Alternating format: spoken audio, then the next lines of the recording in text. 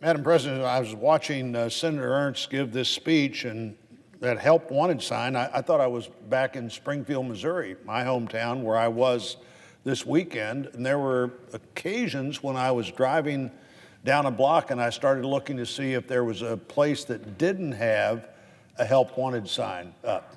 They were everywhere. Help wanted signs, hiring bonuses, rates well above the minimum wage, and our minimum wage is $10.30 in our state, rates well above that being advertised out on the help wanted signs.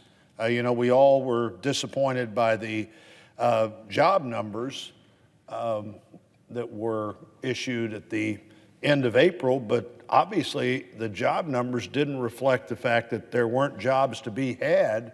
It was just that there weren't people taking the jobs to be had.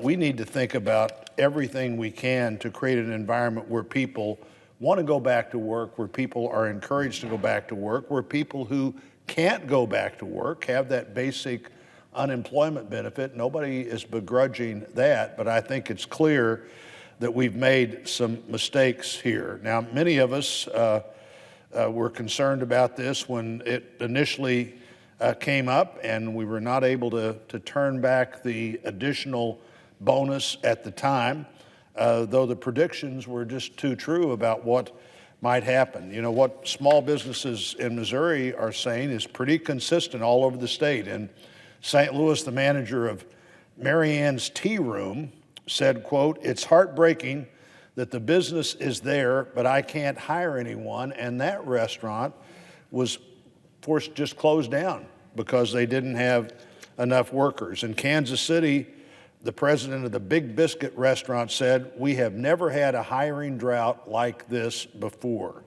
And according to him, he said, "There's no doubt we are up against unemployment that's been artificially increased and stimulus payments that give people the opportunity not to show up for work."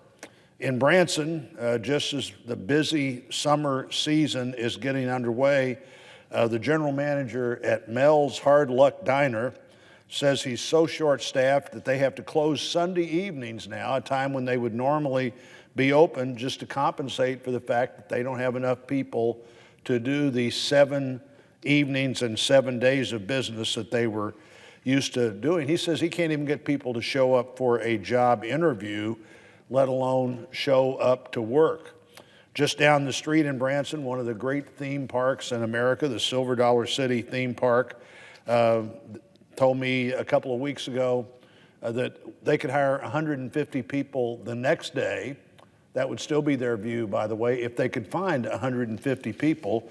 They've got 150 jobs, and they have more customers than they have people, and so not everybody can get in the park that would normally be able to come to the park. In Columbia, right in the middle of our state, the owner of Just Jeff's said, "There's not a person that I come into contact with as a business owner or manager or something like that that isn't in a terrible pinch right now for help." That's just a snapshot of all we're seeing. I talked to one person who runs a family hotel chain. It's a big family hotel chain based in St. Louis. He said, "We've got the customers now are coming back, but we don't have the help. We could fill more rooms than we're filling if we had people that could clean the rooms and get them ready the next day." Businesses are ready to be back and be fully open, but they don't have the workers they need. We had an amendment in the CARES Act, one of the 5 bipartisan bills we passed last year, that would have prevented people from making more when they're unemployed than when they're working.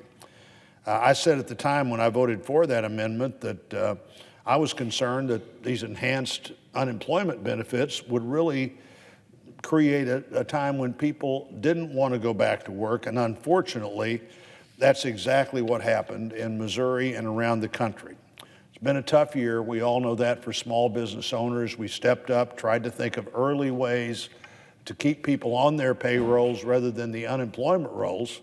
And by the way, even at that time, many of those businesses were saying, well, that's a great idea. We'd like to keep them on the unemployment, on our payroll, but they can make more money on the unemployment roll. Is that fair to them to not let them go to this unemployment that the government and its policies made so appealing? As trying to fight the worst public health crisis ever, now we're trying to figure out and trying to keep a business afloat. And now they're trying to figure out, as we come out of the public health crisis, what did we do that make it hard to keep that business going? You know, that misguided government policy, that comment Ronald Reagan used to make is one of the scariest things you could hear. I'm from the government and I'm here to help. This seems to be a case where that truly has become a scary thing. The government trying to help, trying to reach out and do what at least a majority of our colleagues thought was the right thing, have created a situation that is different than it needs to be. 21 states have now either decided to stop participating already or announced they're going to stop participating. Governor Parson in Missouri made that decision, as Senator Ernst mentioned, the governor of Iowa made, and 19 other governors have made that decision. Unemployment, and the average unemployment in the state in America right now is $618 a week. That's the average. That includes the $300 that the federal government has put into every one of those checks that are still going out at that level. That's $15.46 an hour. Certainly one way to mandate a $15 hourly pay rate is just to decide that's what you're going to make if you're unemployed. Well, it hasn't worked. It won't work. Our state of Missouri and other states are moving away from this. In Washington, we make policies, and one of our responsibilities is to be sure that we're keeping an eye on unintended consequences. And the law of unintended consequences is one of the great certainties of making law, and we need to watch out for that, and we've got a huge unintended consequence here.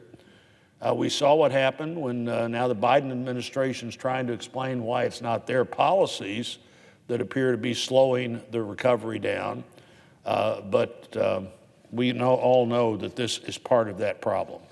We've done something to cause this problem.